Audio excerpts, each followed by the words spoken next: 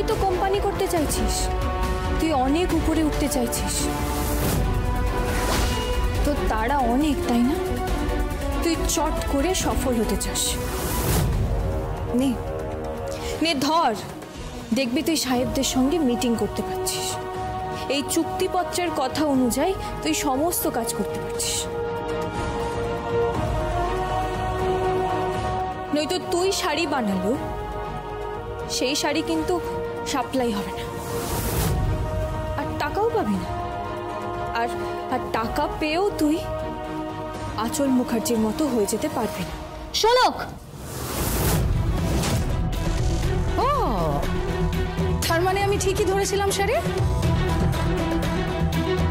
Jealous তুমি শোলক, ঈর্ষান্বিত তুমি ওর প্রতি। তোমাকে প্রচন্ড হিংসে করছে শাড়ি। চিনে নাও, নিজেই দেখে নাও, তোমার বোন তার আসল স্বরূপটা তুমি বুঝে নাও। যখন দুই বোন কথা বলছে তার মাঝখানে কথা বলবেন না। এই, কেন কথা বলবো না শোলক? ও আমার বাড়ির গেস্ট,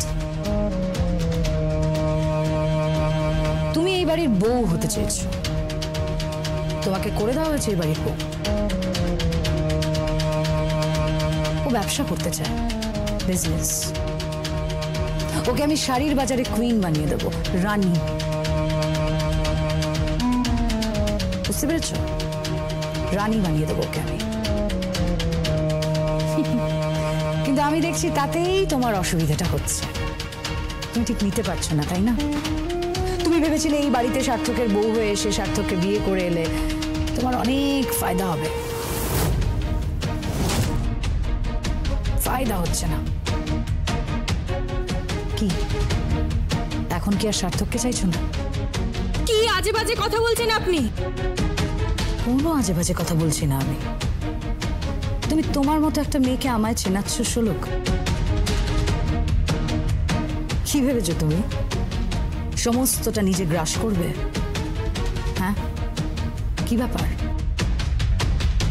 নিজের এই দিদিকে দিয়ে তার হাতের নকশার শাড়ি তুমি তৈরি করবে, সেই শাড়ি তুমি বিক্রি করবে, আর সমস্ত উপার্জন দিয়ে নিজের ব্যাংক ব্যালেন্স বাড়াবে।